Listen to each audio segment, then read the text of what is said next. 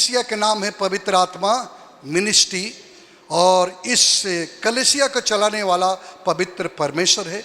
जिस प्रकार पवित्र परमेश्वर मुझे अगुवाई करता है, वैसे ही मैंने आपको सिखाने का प्रयास करता हूँ। आज छुटकारे के समय है। छुटकारे में आत्मिक लड़ाई होगा। आपके पास क्या आत्मिक हथियार है कि नहीं है? तो आइए हम आत्मिक हथियार को पहले प्रबंध कर ले, तब हम उन अंधकार की शक्तियों से लड़ाई करें। इफिसियों अध्याय 6 और उसका 10, 11 और 12। Okay, hallelujah. आत्मिक युद्ध के हथियार। कौन सा आत्मिक युद्ध का हथियार? बोलो, आत्मिक युद्ध का हथियार। आत्मा में लड़ना है तो आपके पास आत्मिक हथियार होना बहुत जरूरी है। शरीर में लड़ना है तो शरीर का तलवार लेके चलना है। तो हमें तो आत्मिक लड़ाई है, किसी शरीर से लड़ाई तो करना नहीं है, क्योंकि वो आत्मा में हमला करता है। उसके लिए हम सारे हथियार पहले बांध ले, ताकि हम लड़ाई में, युद्ध में जीत सके। आमीन। पढ़िए। इसलिए प्रभु में और उसकी शक्ति के प्रभाव में, देखो, पहला बोला प्रभु में, फिर उसकी शक्ति के प्रभाव में बलवंत बनो। यानी परमेश्वर के शक्ति के अनुसार बलवंत बनो। तो आप शक्ति कब प्राप्त करोगे? जब आप प्रार्थना करोगे तब। ओके, आगे पढ़े। परमेश्वर के सारे हथियार बांध लो, और परमेश्वर के सारे हथियार बांध लो कि तुम शैतान की युक्तियों के सामने खड़े रह सको। और शैतान की युक्तियों के सामने खड़े रह सको। तो पहले आपको कौन सा हथियार जमा करना है? आत्मिक। शैतान से लड़ना है तो आपके पास आत्मिक हथियार होना चाहिए। हथियार के 2 नाम बताते हैं, बाकी के तो बहुत सारे नाम हैं। नंबर 1, यूहन्ना अध्याय 10 वचन 10 में लिखा है कि चोर चोरी करने, घात करने और नाश करने आता है। राइट? ओके, एक हथियार है। तो उसके नीचे लिख रहा है परमेश्वर जीवन देने और बहुतायत का जीवन देने आया है।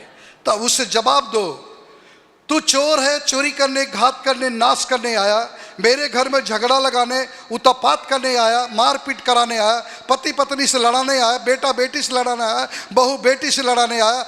मैं तुझे कहता हूं कि नीचे लिखा है यीशु जीवन देने और बहुतायत का जीवन देने आया। जब आपसे बात करे, आपसे टकरा कहे तुम नहीं जानते हो, तो तुम कहना तुम नहीं जानते हो, मेरे पास और एक हथियार है। बोले वो कौन सा है? बोलना लुका 10:19 में सांप और बिच्छुओं को रौंद डालने का अधिकार खुदा ने मुझे दिया है। बोल, अभी तेरा काम तमाम कर दूं क्या? हालेलुया। आपको ये बोलना है, बोल तेरा काम अभी तमाम कर दूं क्या? उसकी बोलती बंद हो जाएगी। आत्मिक हथियार आपके पास नहीं है, इसलिए वो आपको ललकारता है, आप डर जाते हो। Hallelujah, hallelujah. पढ़िए। क्योंकि हमारा यह मल्ल युद्ध, हमारा ये मन युद्ध लहू और मांस से नहीं, लहू और मांस से नहीं है, परंतु प्रधानों से और अधिकारियों से और इस संसार के अंधकार के हाकिमों से और उस दुष्टता के आत्मिक सेनाओं से जो आकाश में है। इसका मतलब वो शक्ति कहां से काम कर रही है? आसमान से। और आशीष भी कहां से आती है? आसमान से। हालेलुया। आप देख रहे हैं आपके पीछे एक फ्लोर और है, दिख रहा है? हालेलुया। ऐसे 3 फ्लोर है। बोलो, नीचे हम लोग हैं। Hallelujah, hallelujah, hallelujah, hallelujah. नीचे हम लोग हैं। ऐसे 3 फ्लोर है। फर्स्ट फ्लोर जो ऊपर का है, खुदा वहां सिंहासन पे बैठा है। उसके सेकंड फ्लोर पर पार्लियामेंट है जहां परमेश्वर अपनी योजनाओं को बनाता है। क्या बनाता है? अपनी योजनाओं को बनाता है। किसे कब आशीष देना, कब किसे बेटा देना, कब उसका विवाह करना, कब उसे बदलना है, कब उसके जीवन में आशीष देना, कब उसे तकलीफ की सामना करना है, वो सारी बातें हमारी आपको वहां पर एक मीटिंग में की जाती है। उसके बाद नीचे एक फ्लोर है, उसमें सारे अंधकार की शक्तियां हैं। बोलो क्या है? शक्तियां। जब यहां से पुकार लगाते हो तो ऊपर वाला देखता है कि मेरी बेटी पुकार रही, मेरा बेटा पुकार रहा है, और ऊपर से जब खुदा आशीष देता है, आने से पहले वो जो अंधकार की शक्ति है उसे रोक लेती है। आपके पास आत्मिक हथियार नहीं है तो वो रोक लेगा। आपके पास आत्मिक हथियार है, आप कहोगे मैं विश्वास करता हूं यहोवा मेरा बाप है और मेरे लिए मार्ग करेगा, वो मुझे हरी हरी चराइयों में चराएगा, मुझे सुखदायी झरनों के पास लेकर जाएगा। जब आप प्रार्थना करना सीख जाओगे, वो कितनी भी आशीष को रोकेगा, खुदा आपके पास डायरेक्ट आशीष देने लगेगा। आमीन। आज उनसे लड़ाई करने के लिए पहले अपने हथियार को बांध लो। आगे हालेलुया। इफिसियों अध्याय 6 वचन 13।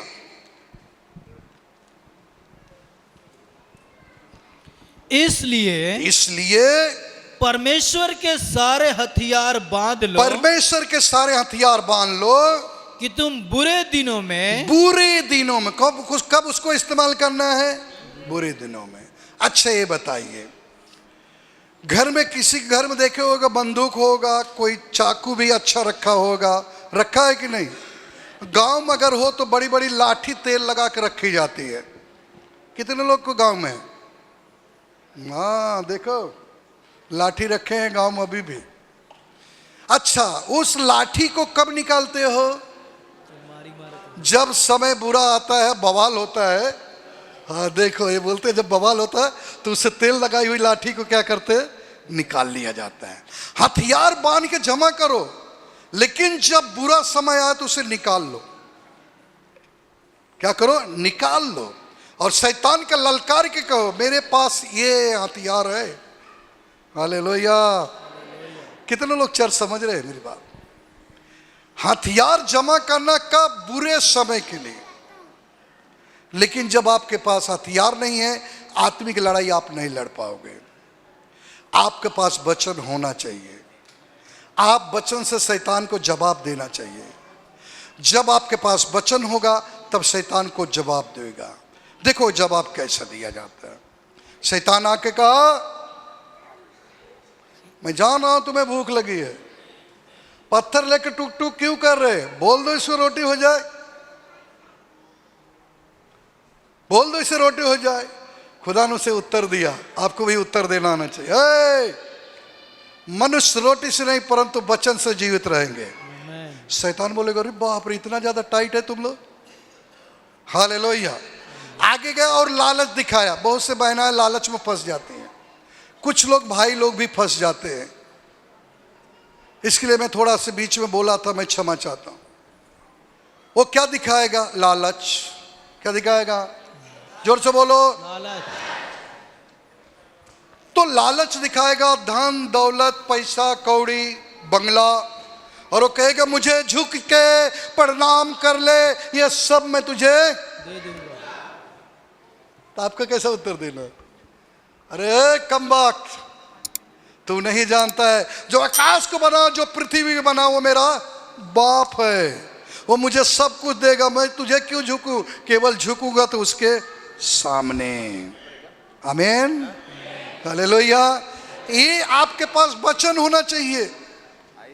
उसने आपको फिर वचन से कहेगा। जैसे आप वचन से बोलोगे कि वो पढ़ा है वचन, वो कहेगा ऊपर से कूद दिया बिल्डिंग से, तेरे पैर में ठेस नहीं लगेगा क्योंकि ऐसा बोलो लिखा है। तो आपको कैसा उत्तर देना है? मैं तेरे कहने से क्यों कूदूं? जब गिरूंगा तो मेरा खुदा उठा लेगा। आमीन। हालेलुया। आप सारे हथियार बांध लो। पहला कैसे लड़ाई करना है। आपके पास हथियार है ना, आपके पास सहनशीलता भी होगी। कब उसे हथियार निकालना आपको मालूम है।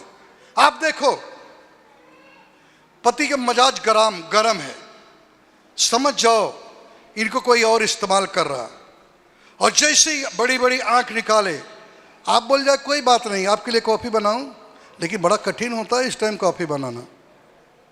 तुम भी आंख निकालोगे, तुम उधर काम करते हो तो मैं घर में पोछा बर्तन को धोती हूँ, ये करती वो करती हूँ।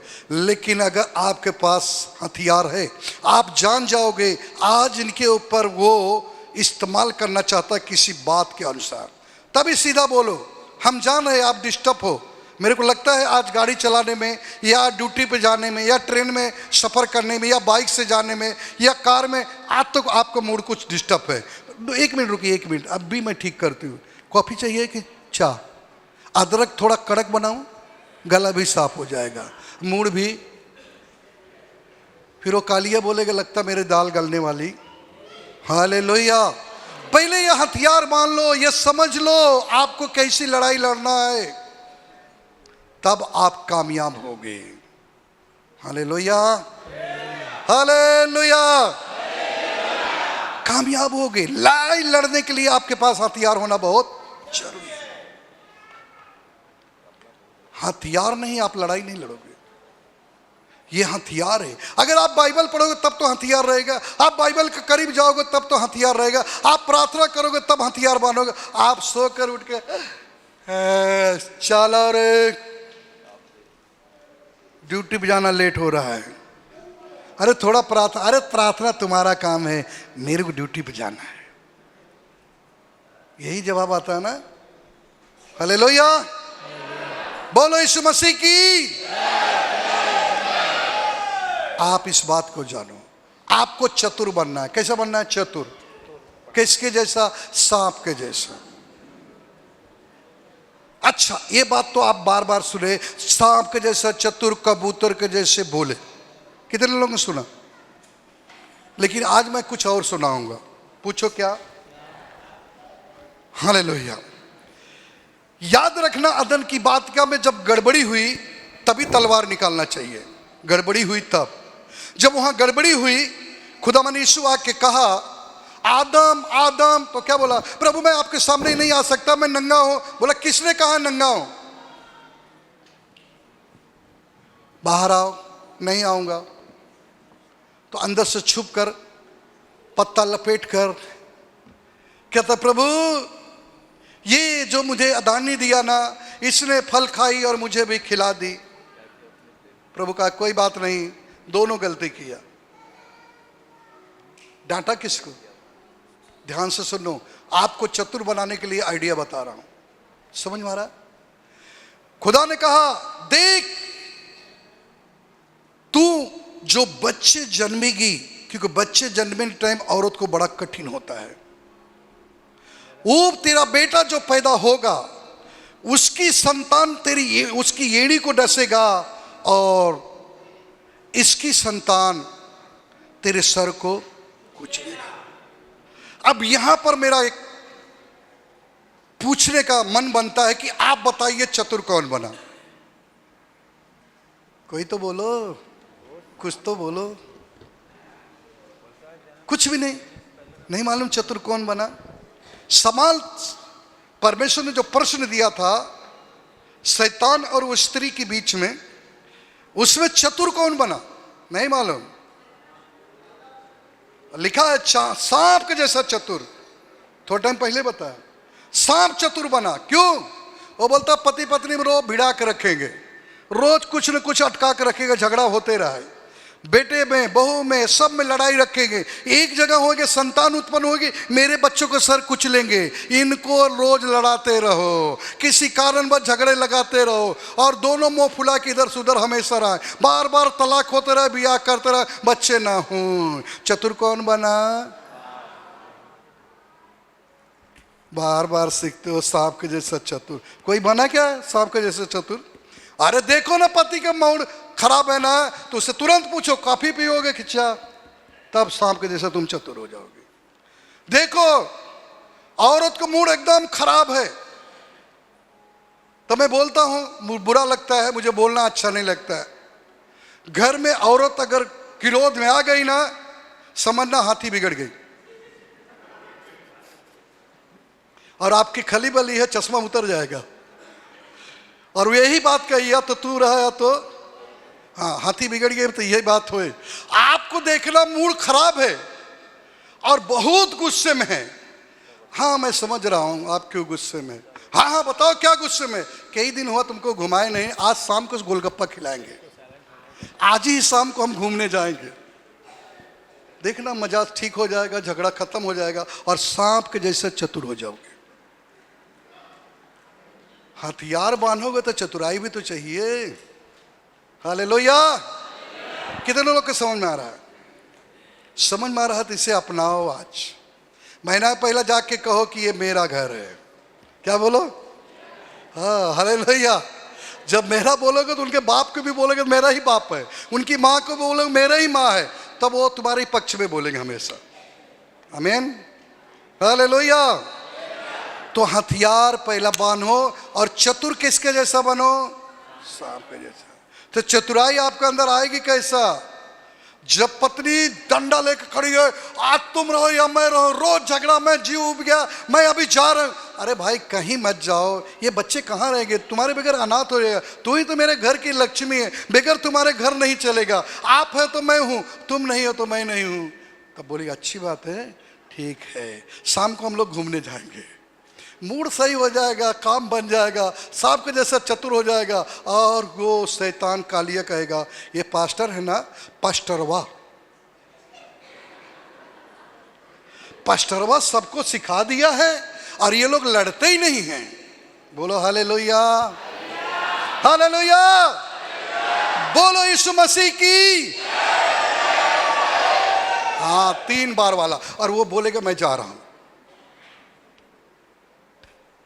आमीन। चलिए एक वचन और पढ़ेंगे।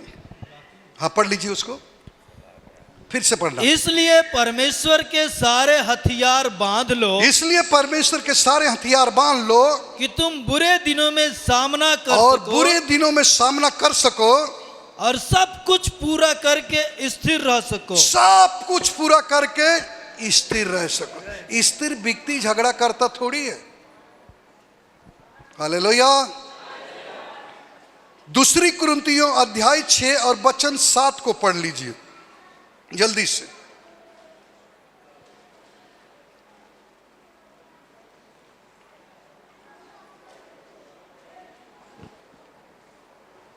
समय भाग रहा, जल्दी से। हाँ आगे बढ़ेंगे।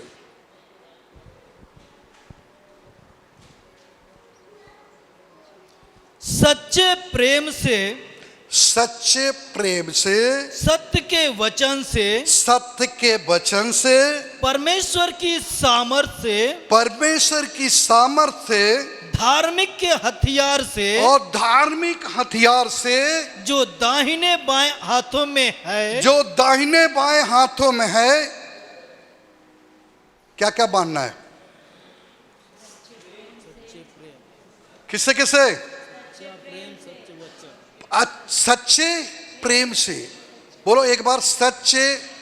सब लोग पहले बहना है, बोलो सच्चे। एक बार बोलो जोर से, सच्चे। और जोर से बोलो सच्चे।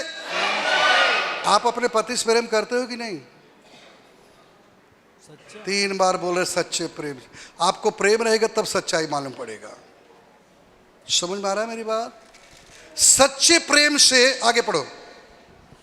सत्य के वचन से, सत्य के वचन से। क्या आप वचन पढ़ते हो? कितने लोग पढ़ते? जरा हाथ उठाए। वाह प्रभु, दिए तो इतने लोग, पढ़ने वाले कम हैं। इतने लोग वचन पढ़ते। हाथ ऊपर उठाओ, देख लेना। ठीक है नीचे रखो। प्रभु आपको आशीष दे। अभी एक बात पूछो, हंसोगे तो नहीं, दांत मत दिखाना। खाना कितने लोग खाते हैं? दांत सब दिखा दिए। सब खाना खाते हैं, उसके लिए पास्टर को पूछने की जरूरत। खाना सब खाते हैं और कहोगे अच्छा है तो मुझे और दो। अब पढ़ने के लिए तो कैसे हथियार बांधोगे? आप अपने घर को कैसा बचाओगे? हालेलुया। हालेलुया। आप कैसे घर बचाओगे? आत्मिक हथियार बनना है, तब लड़ाई कर सकोगे। ओके, कितने लोग समझ में आ रहे बातें?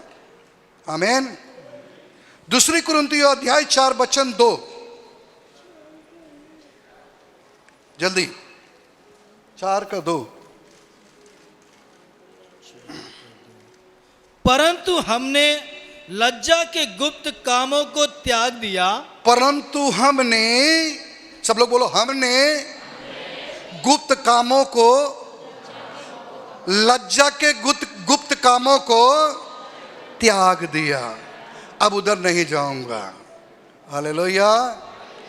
जब ये त्याग दोगे तो आपको वचन पढ़ने का मन कहेगा, आपको लड़ने का मन नहीं कहेगा, आपको प्रार्थना करने का मन कहेगा, आप परमेश्वर के सारे हथियार बांध लोगे। आगे पढ़ो आगे। और न चतुराई से चलते, और न तो अब चतुराई से चलते, और न परमेश्वर के वचन में मिलावट करते न हैं, तो परमेश्वर के वचन में मिलावट करते हैं, परंतु सत्य को प्रकट करके, और परंतु सत्य को प्रकट करके परमेश्वर के सामने, परमेश्वर के सामने हर एक मनुष्य के हर एक मनुष्य को विवेक में अपनी भलाई बैठाते और हैं। उनके विवेक में परमेश्वर की भलाई बैठा देते हैं। बोलो आमीन। हालेलुया। यही बातें सिखा रहा हूं, तुम्हारे विवेक में परमेश्वर की भलाई बैठ जाए, यही आपको समझना है। आपके जिस दिन विवेक में परमेश्वर की भलाई बैठ जाएगी, उस दिन आपके घर में से झगड़ा बंद हो जाएगा, शांति आ जाएगी, लड़ने की कोई जरूरत नहीं, आत्मिक हथियार निकालने की कोई जरूरत नहीं। जिस दिन उसे समझ जाओगे, उसकी चाल को देखिए, वो क्रिएट करता है, समस्याएं लाता है, किसी के द्वारा लाता है, परिवार के द्वारा लाता है, वो यही काम दिन भर करते रहता है। किसी के घर में सक्सेस हो जाता है और किसी घर में सक्सेस नहीं हो पाता है। आमीन। सक्सेस उस जगह हो जाता है जहां बाइबल नहीं पढ़ा जाता है, वचन नहीं पढ़ा जाता है, रात की प्रार्थना नहीं होती, वो वहां कामयाब हो जाता है। जहां बाइबल पढ़ा जाता है, प्रार्थना किया जाता है, डेली उसके दिमाग में लगा है कि मैं खाना नहीं खाऊंगा, प्रार्थना करूंगा, वहां वो सक्सेस नहीं होता है। कितने लोग दुख में नींद आती है, तकलीफ में नींद आती है कि नहीं? मुझे मालूम हाथ नहीं उठाओगे, लेकिन खूब आती है। हमारी पत्नी से पूछो, दुख में क्या करती हो तुम? प्रार्थना। उनको नींद ही नहीं आती है, दुख रहता है, उठ के प्रार्थना में बैठ जाती, प्रभु धन्यवाद, हालेलुया हालेलुया हालेलुया। और खुशी की बात एक बताऊं, न वो उठ के बैठते मुझे जगाती, न मैं उनको जगाता, दोनों जन अपने आप ही उठते। दुख में अधिक से ज्यादा परमेश्वर आपके करीब रहता है, लेकिन आप परमेश्वर को नहीं पुकारते, आप उसे पुकारते जो आपको काम में नहीं आएगा। उस समय आप परमेश्वर को ढूंढो। बोलो हालेलुया। पढ़िए जरा दूसरा पद। हाँ, समझ में आ रहा है? आपके जीवन में परमेश्वर काम करना चाहता है, लेकिन आपको परमेश्वर के करीब आना है। प्रार्थना टूट जाती है, कोई बात हुआ, कोई समस्या हो, पहला प्रार्थना। घर में झगड़ा हो गया पति पत्नी से, नहीं, पहले प्रार्थना बंद। घर में किसी कारण कोई रिसिया गया, पहले प्रार्थना बंद। चर्च में कोई कुछ बोल दिया, पहले प्रार्थना बंद।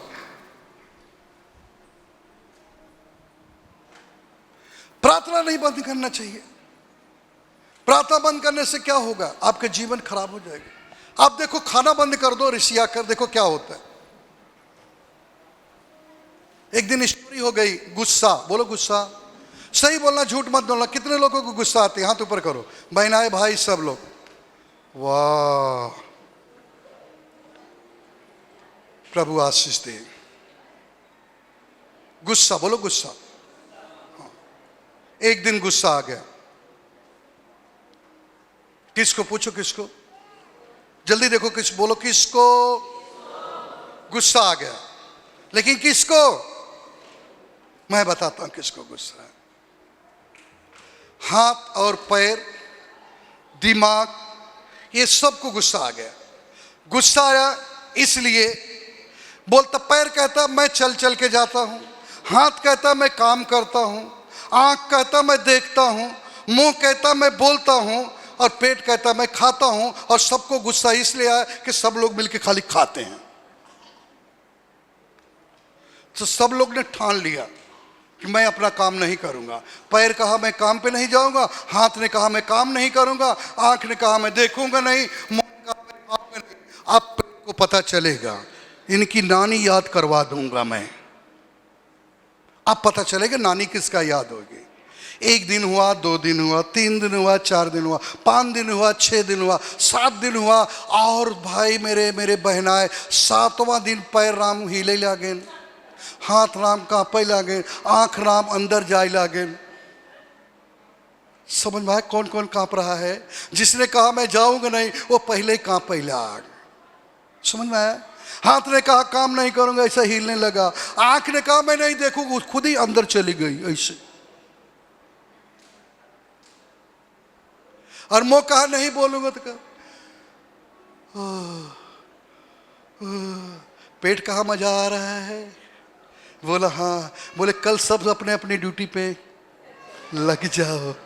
बोला हालेलुया, सब अपने अपने ड्यूटी पर लग जाओ। और दूसरे दिन सब अपने अपने ड्यूटी पर लग गए, सब पोजीशन पे आ गए। गुस्सा आता है? अभी आएगा। हालेलुया, आएगा तो सीधा खाना बंद कर देना, देखना सब अपने अपने ड्यूटी पे लग जाएंगे। खाना बंद कर देना, सब अपने ड्यूटी पे लग जाएंगे। ठीक रहेगा? बोलो हालेलुया। कितने लोग जाग रहे हैं? हालेलुया। रोमियो की पुस्तक अध्याय 6 वचन 21, जल्दी से। रोमियो 6:21। ओके। अतः जिन बातों से अब तुम लज्जित होते हो, जिन बातों से तुम लज्जित होते हो, उनसे उस समय तुम क्या फल पाते थे? और उस समय तुम क्या फल पाते थे?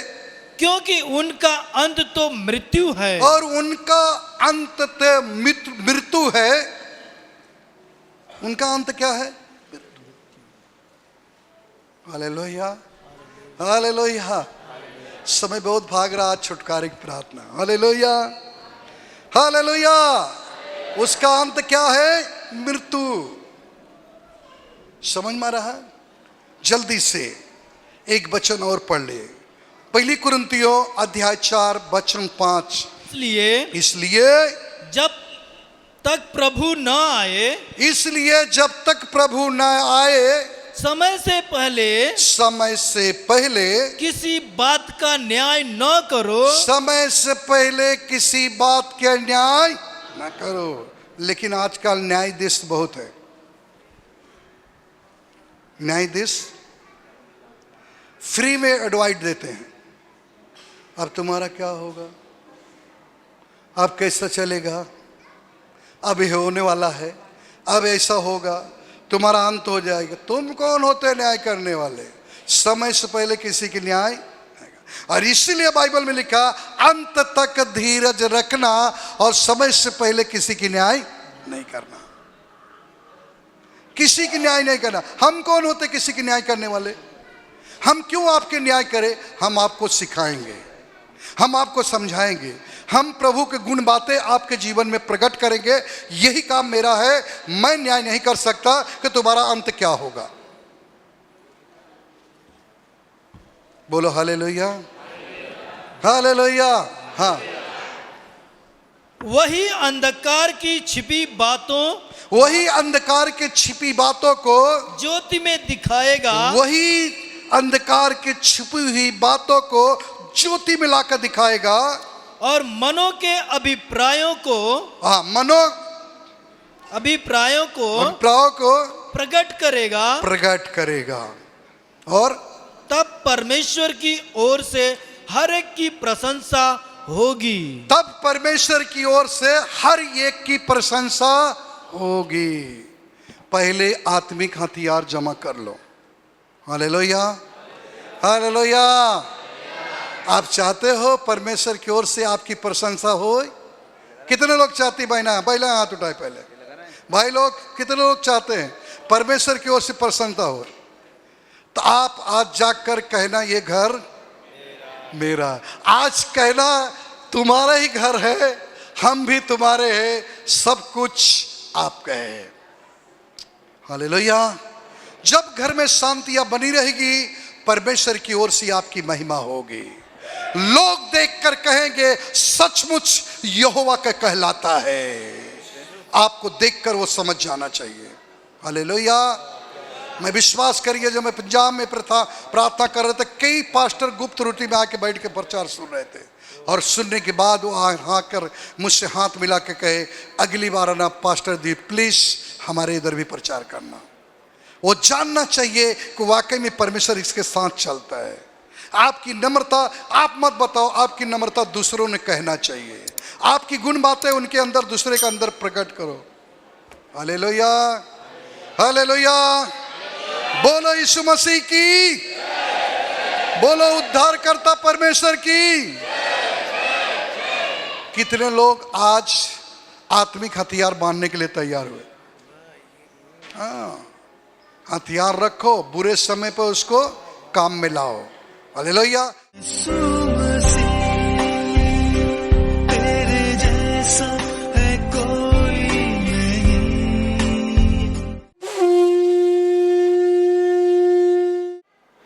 प्यारे पिता, दयालु अनुग्रहकारी परमेश्वर, हम आपको धन्यवाद करते हैं। तो सब की परिस्थिति को जानता है प्रभु।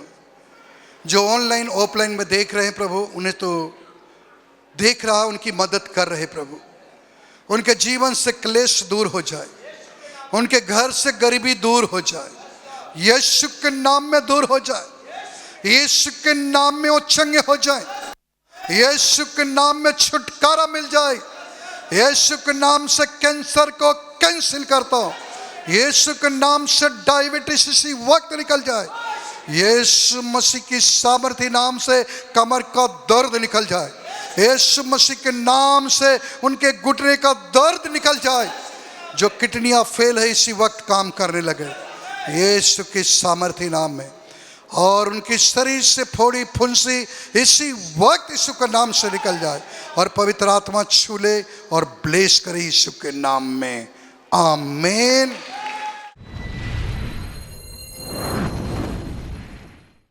ये बहन का नाम माया है, ये इनकी बेटी है। बहन बता रहे हैं कि 2 महीना पहले इनकी बेटी के जो बीच वाले भाग में बाल धीरे धीरे झड़ रहे थे, और झड़ने के कारण बेटी का गैप बाल में हो गया, बीच में इतना गैप हो गया। और सब इनके आसपास के पड़ोस के लोगों ने कहा कि आपके बेटी के बाल झड़ रहे हैं और इतना गैप हो गया, आप उसका दवा कराइए। ये बहन बता रही है कि वो परमेश्वर पर भरोसा करती है, विश्वास करती है और कंटिन्यू प्रार्थना में आती रही। ये बहन बता रही कि उन्होंने सिस्टर से अपनी सारी प्रॉब्लम बताई। सिस्टर ने बेटी के ऊपर हाथ रखकर कंटिन्यू प्रार्थना करना चालू किया। बहन बता रही कि 2 महीने के बाद उनके बाल पूरी तरह से, जो गैप था वो पूरा भर गया है बालों से, अभी कोई तकलीफ नहीं है। इसलिए बहन परमेश्वर का धन्यवाद करती है। इस वीडियो को देखने के लिए प्रभु आपको बहुत बहुत आशीषित करे। आप इस चैनल को सब्सक्राइब करें और वीडियो को लाइक और कमेंट्स करें। जय मसीह की।